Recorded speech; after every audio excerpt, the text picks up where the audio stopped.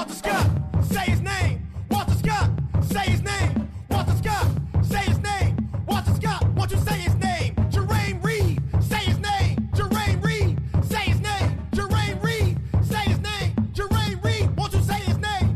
Philip White, say his name. Philip White, say his name. Philip White, say his name. Philip White, won't you say his name? Say his name. Say his name. Say his name. Say his name. Say his name.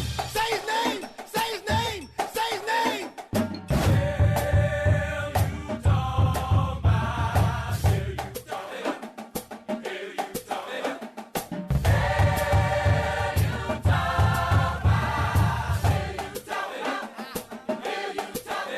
Eric Garner, say his name. Eric Garner, say his name. Eric Garner, say his name. Eric Garner, won't you say his name? Trayvon Martin, say his name. Trayvon Martin, say his name. Trayvon Martin, say his name. Trayvon Martin, won't you say his name? Sean Bell, say his name. Sean Bell, say his name. Sean Bell, say his name. Sean Bell, won't you say his name? Say his name. Say his name. Say his name. Say his name. Say his name. Say his name. Say his name. Won't you say his name?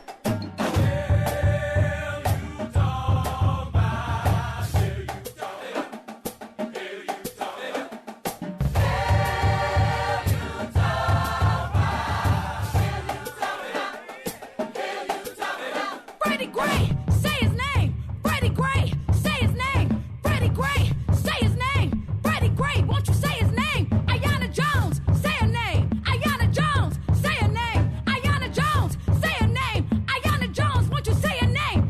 Sandra Bland, say her name. Sandra Bland, say her name. Sandra Bland, say her name. Sandra Bland, won't you say her name? Say her name. Say her name. Say her name. Say her name.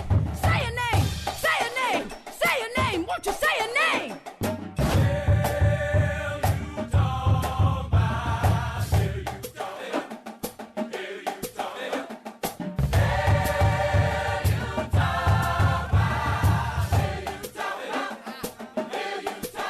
Kimani Gray, say his name. Kimani Gray, say his name. Kimani Gray, say his name. Kimani Gray, won't you say his name? John Crawford, say his name. John Crawford, say his name. John Crawford, say his name. John Crawford, won't you say his name? Michael Brown, say his name. Michael Brown, say his name. Michael Brown, say his name. Michael Brown, won't you say his name? Say his name. Say his name. Say his name. Say his name. Say his name. Say his name. Say his name. Won't you say his name?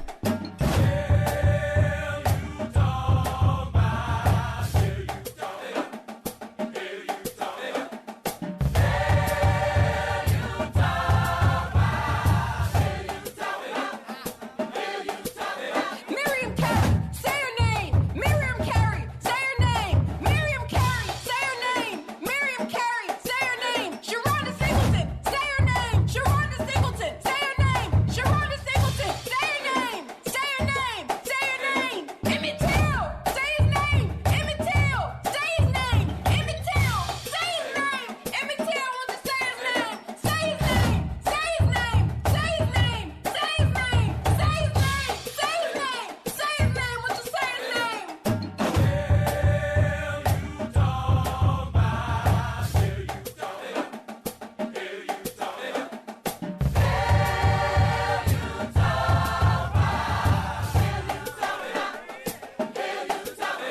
Tommy Yancey, say his name. Tommy Yancey, say his name. Tommy Yancey, say his name. Tommy Yancey, say his name. Jordan Baker, say his name. Jordan Baker, say his name. Jordan Baker, say his name. Say his name, won't you say his name? I'ma Diallo, say his name. I'ma do Diallo, say his name. I'ma do Diallo, say his name. I'ma do Diallo, say his name. Say his name. Say his name. Say his name. Say his name. Say his name. Say his name. Say his name. Won't you say his name?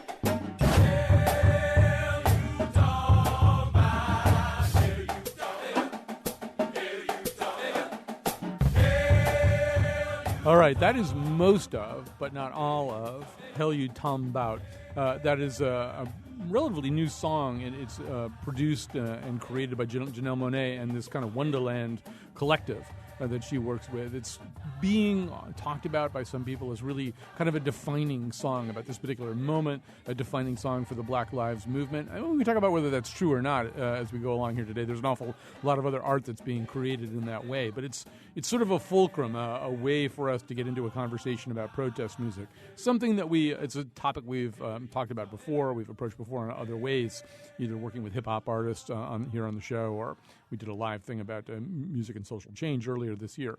But once again, we do feel as though we're in a moment and at a crossroads, and music is probably going to be a part of it because it always is. So today in studio, we're very, very excited to have with us Dr. Anthony Raushi, Associate Professor of Ethnomusicology and Music Theory at the University of Hartford. Hugh Blumenfeld, longtime friend of mine, longtime visitor to my various radio shows, singer-songwriter who has written and performed protest music a lot over the years. Bishop John Selders, a Hartford clergyman, is with us. He just completed a trip called All Roads Lead to Ferguson as part of the Black Lives Matter movement. And joining us by phone, Salamisha Tillett, a associate professor of English at the University of Pennsylvania, recently published the article, The Return of the Protest Song, on the Time.com website, and maybe in Time Magazine too, I'm not sure. Don't get the print version anymore. So we got a lot of good guests. We got a lot of ground we want to cover here, but we do want to hear from you too, particularly maybe even if that song struck you a certain way. I will be honest and tell you I cannot listen to that song without my eyes tearing up. I mean, I've never gotten through it that way. I don't know why that is.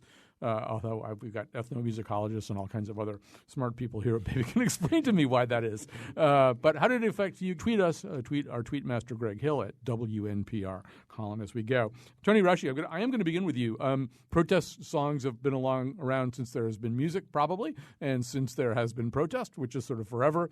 They vary, they differ, they change stylistically depending on the genre that they're in and the moment. But I would assume they often do have some familiar elements. Listening to Janelle Monáe and Wonderland, what do you hear that's sort of structurally part of or sort of a familiar idiom anyway for protest music? Well, the first thing that strikes me overall is I want to say wow to the song because it's amazingly powerful. And as I listened to it, I thought it used a simple call and response format, which was sort of not immediate call and response, but it was structured so that you'd have the response to the call, the name. And it focuses on the name. It becomes a kind of litany, a religious, a spiritual invocation of the thing that we most typically think of as the most powerful part of our identity, our name. Mm. And the repetition and the power of that, using a simple format and really focusing on just a simple bit of material, I think that's where a lot of protest music gains its power, the simplicity and the clarity, because it speaks immediately to any number of people. It can resonate, I think, with songwriters and performers, and they can develop it in a variety of ways. So I think that aspect of it is really very important. The simplicity, the clarity, and the immediacy that really I heard in this. As I say, I think of it as very spiritual, a litany. So, and I want to hear a little bit more about sort of the nature of the song and the way that it kind of fits into this moment from all of our guests.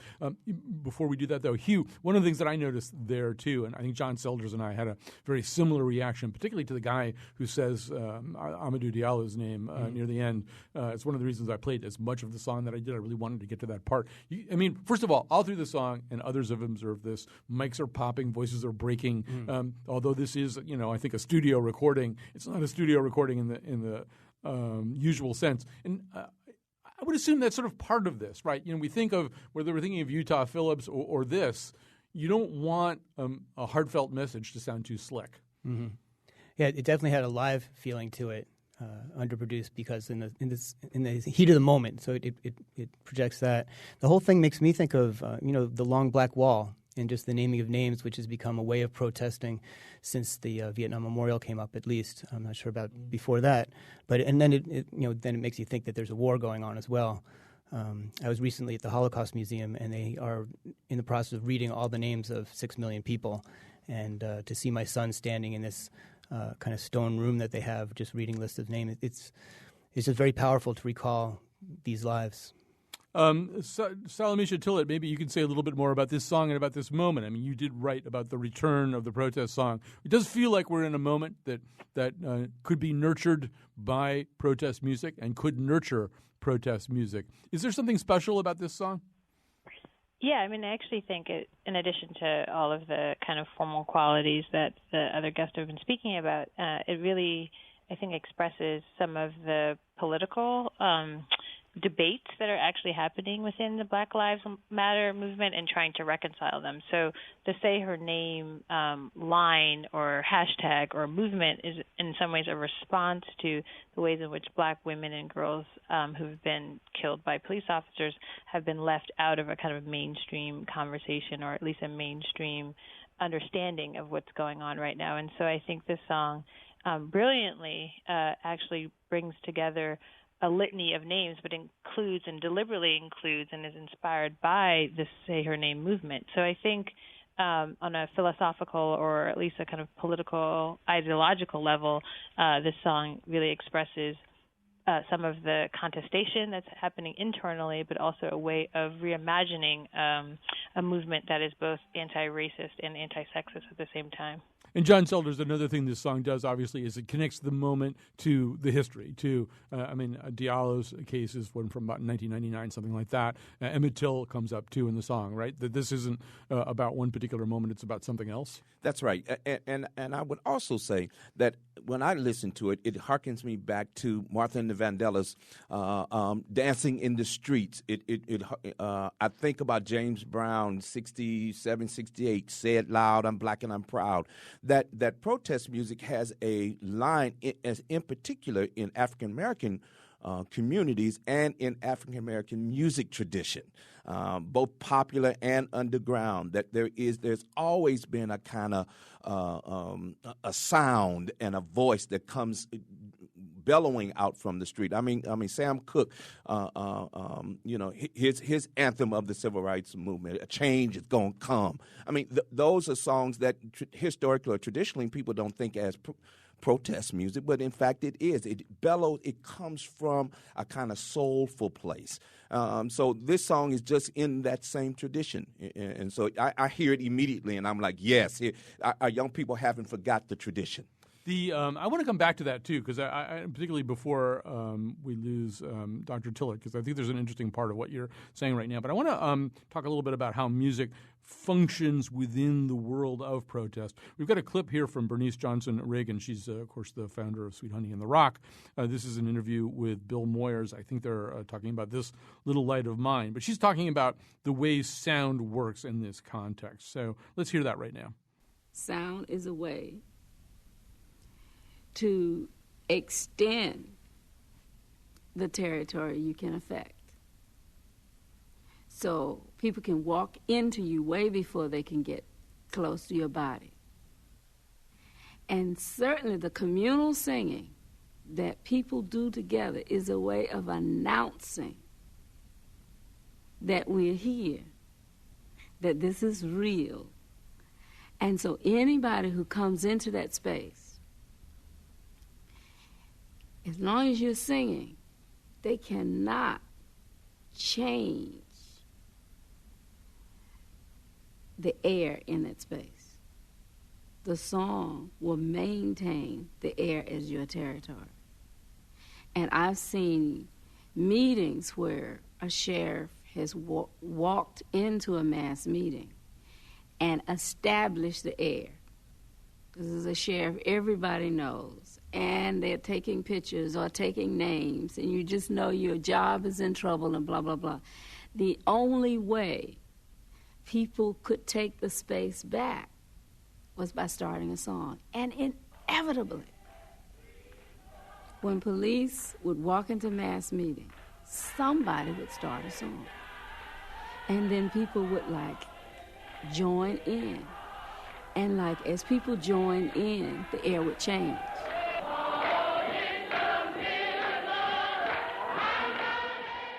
So, John Selders, I want to come back to you on this too. So protest is scary to do sometimes in the ways that she's talking about. Sometimes it gets scarier too. Sometimes you experience physical pain. One of the ways I think music has worked sometimes is to help people kind of even get their minds in a different place, away from the fear. Yeah, absolutely. I can say this most expressly when we were in St. Louis and Ferguson just a few weeks ago, clergy action. We were in the downtown cathedral getting ready to head out to the Department of Justice building. This little light of mine started to ring forth, and it kind of summoned the spirit. And I'm not just talking in a religious sense, although we were in a church and we were religious people. We were also getting ourselves prepared for the task of protesting. And I think what Bernice Reagan is speaking about is that summoning of a presence that's both communal and collective, but also kind of out of body and transcendent. So that, whatever is going to happen, we are doing it together. We're singing together. We are a body together. And one of the unique ways that happens when we're in collective is music does that. It unifies us in a way that it quickly, in a way that many other things in forms of gathering doesn't. So it seems to me that, Hugh, that when we talk about protest music, we're talking about a bunch of different things in a way. Sometimes it's functioning the way that John's talking about right now, as a rallying cry for a bunch of people who are already kind of on the same page. But sometimes it's an attempt, and some of your songs, I think, fall into this category, maybe even to introduce people to a set of ideas or a set of sentiments that people haven't necessarily mobilized about, right? Sometimes it's about trying to start a movement. Yeah, start a movement, change people's minds, but usually changing their hearts either at the same time or a little bit before as the way to open into it, I think. I do some music. I teach about music as an alternative medicine also, and just the way music goes in through the ear, and the first thing that it hits is the hippocampus, which is the center of memory, and then it goes immediately into the limbic system, which is the emotional system. And so it's part of music's effect is so very direct into that part of us that and that mobilizes the body in the autonomic nervous system, the things that we can't control, our breath, our heart rate, our pressure. And so music is able to get in there and be very physical very quickly. We should say that Hugh has followed this career pattern it's so familiar to most people now. It's almost kind of a cliche. He was a singer-songwriter and folk singer for decades, and then he became a doctor, which, pretty much all of them have done that now. Anyway. But I'm interested in how you hit the body first, and then you can work on the mind, I think. Right. Well, and it's interesting the way she talks about that, too. It's like you get to my music before you get to my body, too, that in a way you're encountering me before you can get to the physical. You're nodding about that. That's sort of part of this, too, right? Yes. Well, because when the music is happening, there is the unity, and there also for each individual, it's a kind of affirmation that he or she is really part of something that is very meaningful and probably speaks to things that aren't necessarily stated in the song. I mean, when we talk about emotional response and the sort of the impact that songs, that music has on folks, it's really impossible to say what is touching people. Mm-hmm. I mean, the words may be one thing, but on another level, people respond in unique ways, and that's the great power of it. And it's true. When you put words and you extend them in the air. That's even other cultures talk about this as a heightened speech. You give them great power, and the power is not always understood. Mm. It's known and it's respected in other cultures, but they still want to make contact with it. Mm-hmm. I want to put Peter on the air, and I'm hoping that I can get Professor Salamisha Tillett to react to what he's talking about here. Hi, Peter. You're on the air. Hi, Colin. Thanks for having me on. Sure. I'd like to talk about an older protest album, Marvin Gaye, What's Going On. The whole album seems cohesive, and it's more, starting a movement. Or it was during the movement, but he was like explaining it to everyone, what's going on.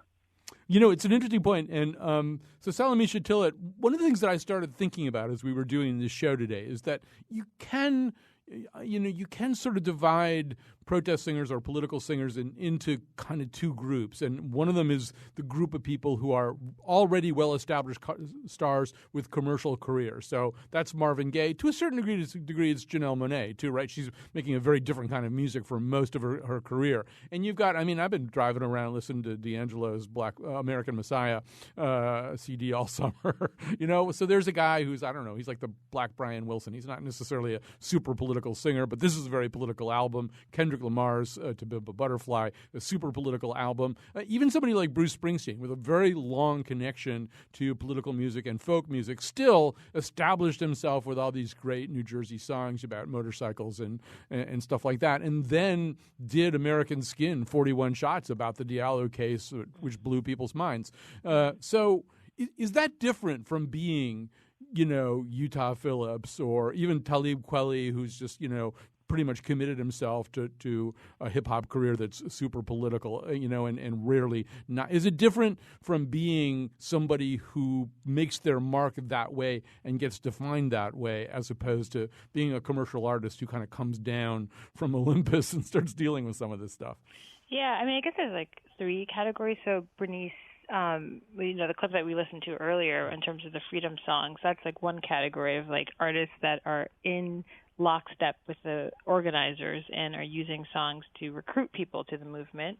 And then you have artists like you're saying, like Talib Kweli, who for the most part have very politicized careers, and then an artist like Marvin Gaye, who gets politicized by the movement itself, right? Mm-hmm. So that we can think of someone, I think of Janelle Monáe as always doing kind of political music, but that she wasn't always doing protest music. And so what makes a protest song different than a political song, or what makes a song engaging in a political movement that's on the ground, that's in the streets? How does that change an artist's consciousness? And I think with the Marvin Gaye example, it's so stunning because he really had to convince Berry Gordy that this album needed to be made, right? Motown had a more subtle civil rights politics in terms of crossover appeal and doing Ed Sullivan, and that was their politics. It was a kind of respectability politics, for lack of a better phrase. And then you have Marvin Gaye being radicalized by a generation of activists and other artists, and then him feeling he has to make this album, and then it becomes, a kind of musical soundscape for that a new generation of people coming up, and in some ways being really disillusioned with all that's going on. So I think there's like like you point out, what's the difference between Talib Kweli's career and maybe someone like Kendrick Lamar, is that Talib would have been sacrificing much of his career to be a political voice, whereas Kendrick Lamar is coming of age in which there's a space and an opportunity to have a politicized voice be the voice of the era or of the age that we're in. All right. Well, since we have an actual, real, live protest singer here and writer of protest songs, Hugh Blumenfeld is here with us. As we wrap up this segment here, we're going to have him play. We're going to hear Hugh play several songs over the course of the show. Although this song you're going to do right now is kind of an adaptation. It's an adaptation, and I was thinking about which, what's going on, and tell me what you're talking about, and. The idea that a protest song, especially trying to draw people in, is not telling you what to think, but asking a question. So here's a question. All right. As I was walking, I saw a sign there, and on that sign there said no trespassing. And on the other side, it didn't say nothing. And which side are you on? Which side are you on? Well, come on, you good workers. Sad news I have to tell. They're trying to break the union and drag us straight to hell. Now Walker in Dane County, he's gone and made it law that none of his state workers can fight for the union anymore. And which side are you on? Which side are you on? Which side are you on? Which side are you on? Well, the court said, corporation, your money is your voice, So they bought the last election and they called it the People's Choice. Now the fat cat takes 9 slices and leaves just 1 piece of pie. Then he throws a big tea party and says, watch out for that union guy. And which side are you on? Which side are you on? Come on. Which side are you on? Which side are you on? Well, the banks jacked up home prices by signing bogus loans. Now one hand takes our handouts while the other takes our homes. To promote the general welfare is what the Constitution says. But the 1% are on the yacht and the 99 are on the res. And which side are you on? Which side are you on? Which side are you on, man? Which side are you on? Oh, we occupied Afghanistan. We occupied Iraq. Now we're occupying Wall Street and we're gonna take it back.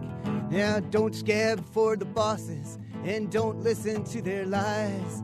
Working folks ain't got a chance unless we organize. And which side are you on? Which side are you on? Which side are you on? Yeah, which side are you on? What you talking about? Which side are you on? Which side are you on?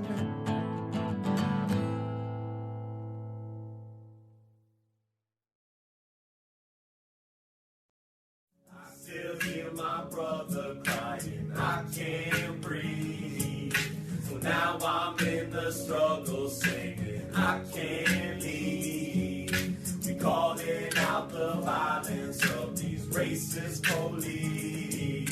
And we ain't gonna stop till our people are free. And we ain't gonna stop till our people are free.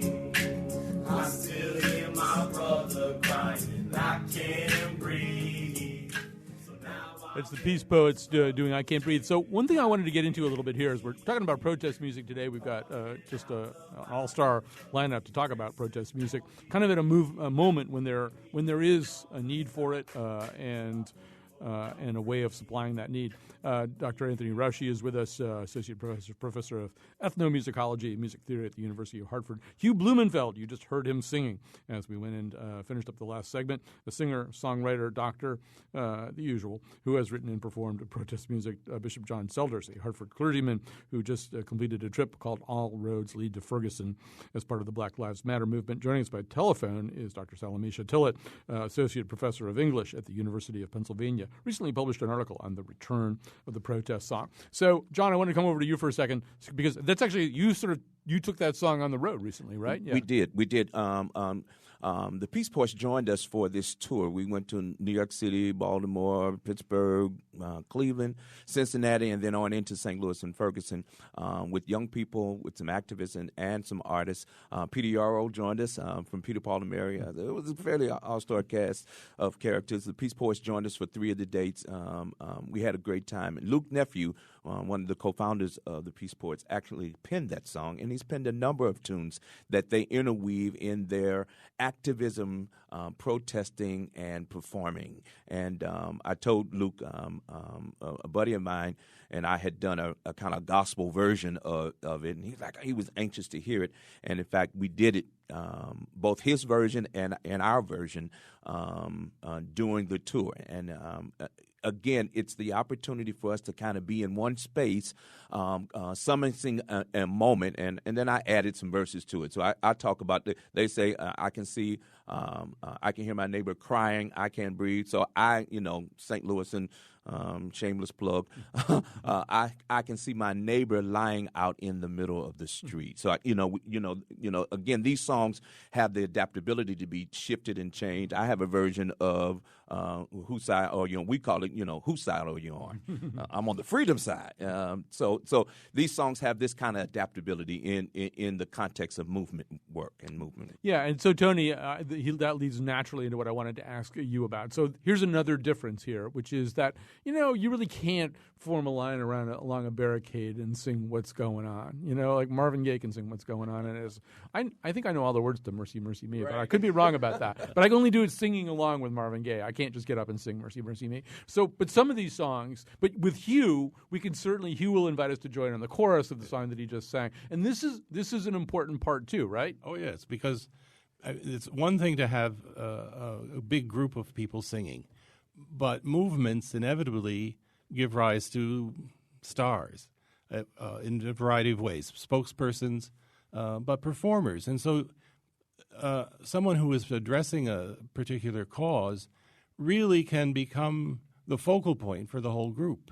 And so I think you expect both types of songs that the community can sing, that everybody can sing, some songs that usually are sung by a soloist. There are certain types of things. I don't think rap, for example, works well with a large group. Get off by one beat and you got a problem. I've tried this with my church choir, and it did not work. It's good for one person, one very talented person who can bring it off. People can be drawn into it and sing a refrain or a repeating chorus or just a simple one-line refrain. But you have both aspects, and it does give, it gives a kind of focus for a movement, because if you're not able to sing, let's say, or participate, you can hear that song, and then that has great meaning, and that person becomes the icon. The song, the ideas of the song become part of the movement and become representative of what it's all about. Actually, I should say that the last time we tackled this topic, we were in front of a live audience, and we did end with one of Hugh's fellow former Connecticut State Troubadours, Laura Herskovich, doing This Little Light of Mine with Self-Suffice, the hip-hop artist, rapping over it and the audience singing along. So we got rap into it, but you're right. It's better if the rap comes from one person and the audience is all doing something else. Salamisha, one thing that you sort of alluded to in the past is, earlier in the show, is also the kind of choices that artists have to make about whether to become political. And I think you begin your article in Time magazine talking about a moment when Bob Dylan, so connected to protest movements that he had already written a song about Emmett Till, for example, suddenly announced he just didn't want any part of this anymore. And meanwhile, we have the reverse kind of happening here. I mean, I didn't think of D'Angelo as a particularly political artist. I really enjoyed the first two CDs, but I mean, American Messiah is obviously functioning on a very different level. And I don't know, I'm sure you've thought a lot about, like, how do they decide what their responsibility is in a given moment? Just for the hip-hop heads and the audience listening, I do think there are moments when certain rap, like you said, choruses can be useful. So I remember protesting the war, invasion of Iraq, and there's a song by Ludacris that's actually probably really sexist called, the verse was "Move, B, get out the way, get out the way," and people on the street were organizing and singing "Move, Bush, get out the way." So there are moments when hip hop actually is really useful, and I think for a particular generation, you can take verses and transform them and make them part like this participatory song tradition. But I do think with an artist like D'Angelo, what's interesting about that album is the kind of long prep, I guess, right? So that he's been working on this 7 years. For exactly 7 years, and then they pushed the release date to align itself with, the rising street protests, particularly as we saw in December around, like Eric Garner, and building obviously on Trayvon Martin and Michael Brown. So it's almost like, he's going through this kind of political consciousness changing at the same moment that the nation is going through it as well. And so the album seems perfectly timed, even though he had been working on it for so long. I do think D'Angelo's repertoire is interesting because he hasn't not been, and this is the question, like, what's a protest song versus a political artist? Like, I think of him as someone who was part of, like, the neo-soul hip-hop movement where you have people like Talib Kweli or The Roots or Erykah Badu really doing quite experimental musical songs. They're engaged in an experimental musical tradition as well as what we think of kind of as like a post-Black nationalist message. And so D'Angelo was very much part of that. And yet I think we may read his music as primarily R&B or neo-soul without a particular political message. But I always saw him as a political artist. It's just that this is so explicit because there's actually a movement building that corresponds. And I think the fact that there's so many messiahs also speaks to the fact that this movement, as we see it, is really conscious about not having a single leader or single model, but building on what they think of as like an Ella Baker philosophical tradition of leaderful and not a single leader or leaderless. So that's the rhetoric of the young organizers, that we're a leaderful movement. And I think his idea of multiple messiahs, I think, is pretty brilliantly timed, and maybe what he was also thinking as well. By the way, it's just an awesome album, just like on every possible level. I mean, he really is the Black Brian Wilson in a certain way. Stella Misha, I also just wanted to say that, one thing we haven't said is there's a certain level of self-conscious intent in all this, and a lot of it actually tracks back to a message posted by Questlove. Maybe you could talk a little bit about this, Questlove, drummer for The Roots. Kind of a call to arms, right? Yeah, I mean, he was summoning the past, and so he was asking, where are artists who are like Bob Dylan, Nina Simone, or even Public Enemy? Where are they today? What's the role of the artist, and what's the role of the artist in line with a political movement? And I think Questlove and The Roots are part of this D'Angelo tradition, in which you have artists always engaging in a kind of political message, but maybe there wasn't the kind of organizing behind the scenes or on the streets that aligned itself with the message. Hip-hop is a really interesting cultural, political movement, and yet we didn't necessarily, our generation didn't have a formidable movement quite the same as what we're seeing right now. So I think Questlove is demanding artists who are political and who are pop to be part of the moment that they're in, and really use their music and their art to respond to the crises of inequality.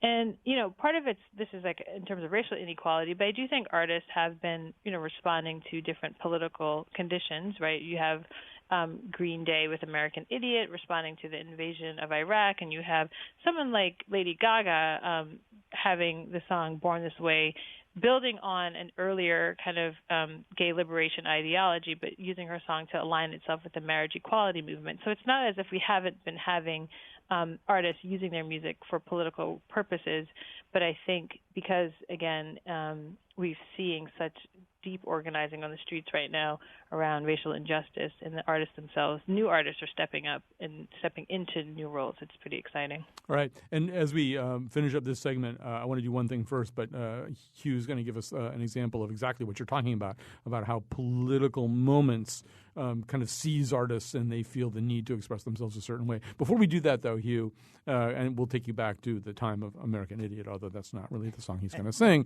although there are some parallels, as you will see. But before we do that, Tony, one thing I wanted to mention, and some of the examples that I have of this are courtesy of Hugh's friend Ed McCune.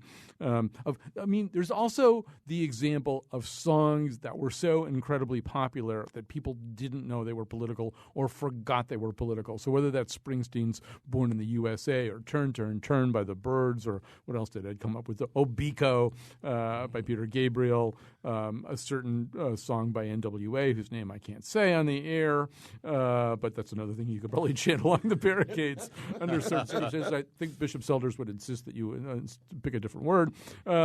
Fortunate Son, I mean, how many people, famously Ronald Reagan tried to use Born in the USA as a campaign song, clearly not understanding at all what the song was about. Yeah. But that's sort of typical, right, that a song has a musical power and people wind up singing words that they're not even aware of what they're saying. Oh, sure. This has gone on for generations, that songs are very popular. They're associated with a historical movement or some political or social event, and the song continues to live.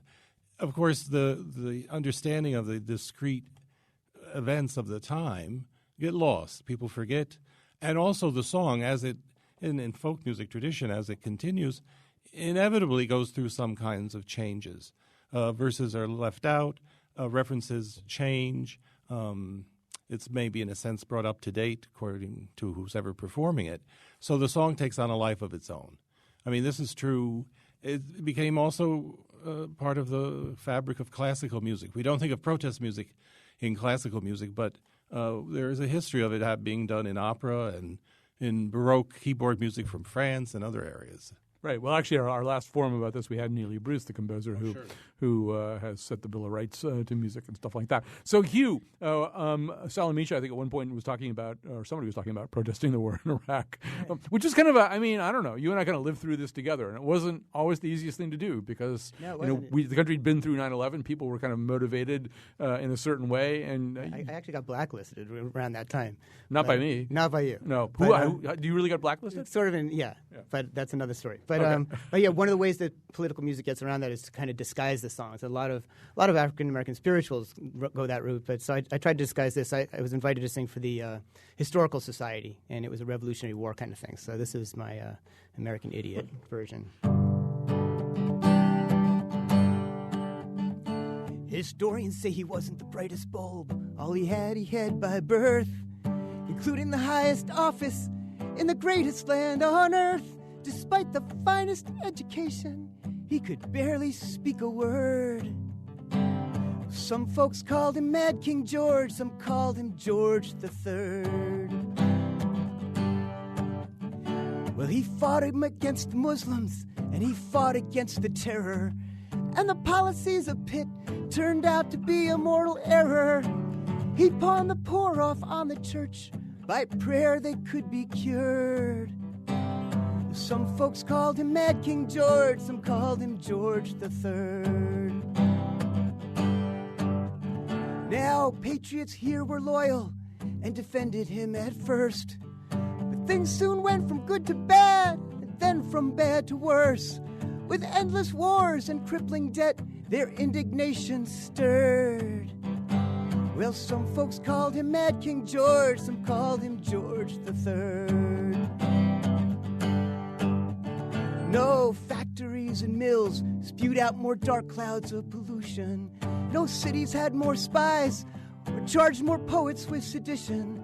As a tyrant in our history books, his memory is interred. Well, some folks called him Mad King George, some called him George III. Yeah, George William Frederick has a dubious claim to fame. I wonder if they called him W just to use his middle name. Well, they say history repeats itself, but it would be absurd to think that there could ever be another George III. Yeah, they say history repeats itself, but it would be absurd to think that there could ever be another George III.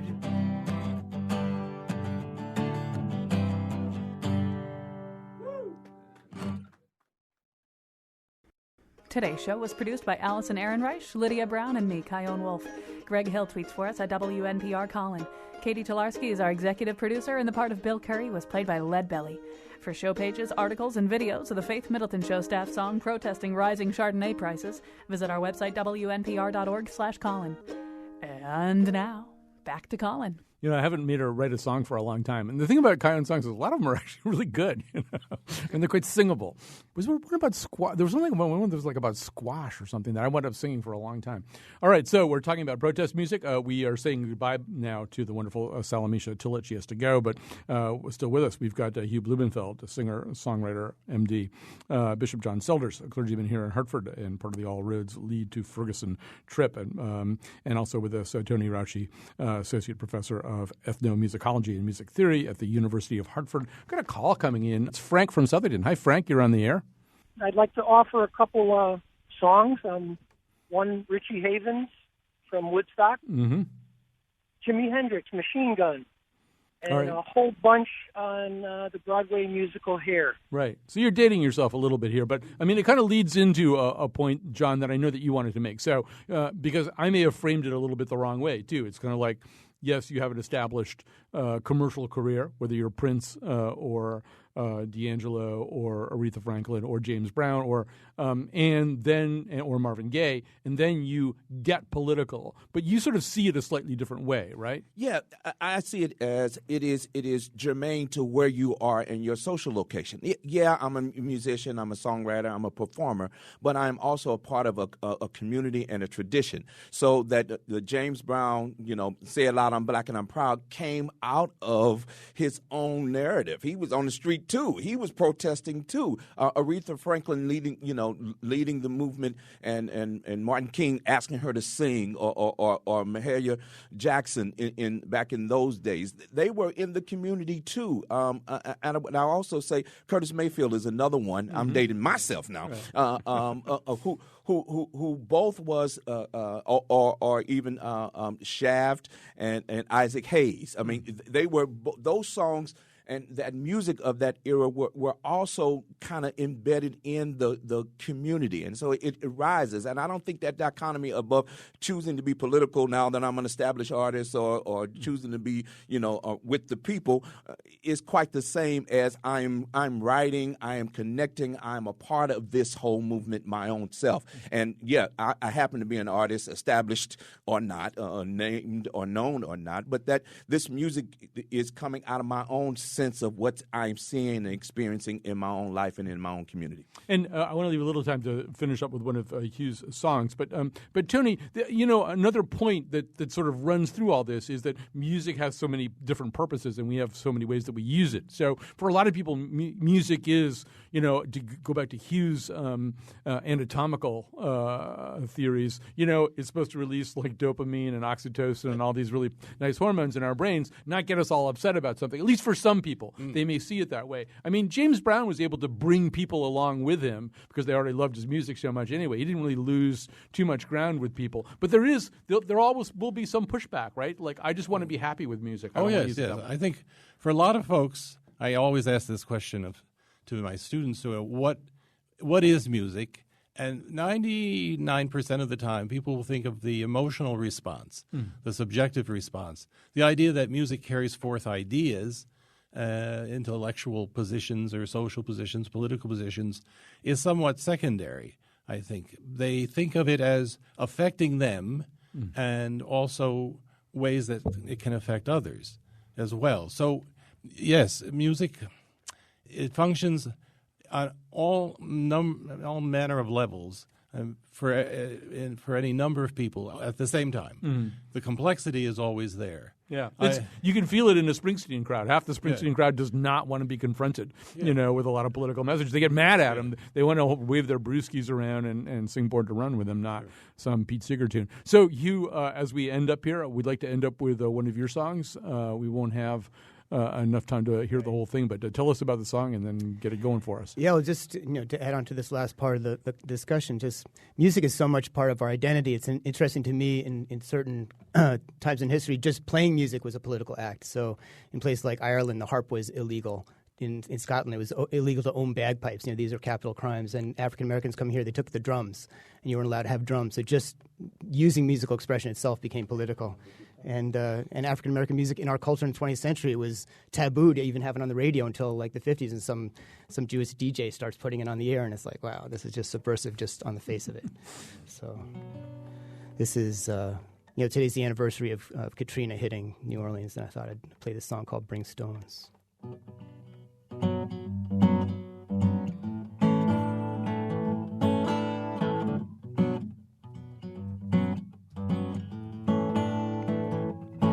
Bring stones, bring stones to the river if they weigh your pockets down. Bring stones to the river, skip them on the water, circles of light and ripples on the other shore. Bring stones.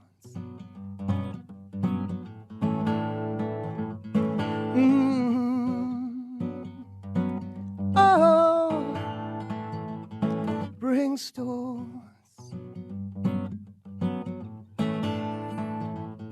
Bring stones to the river if the rain is hard and cold.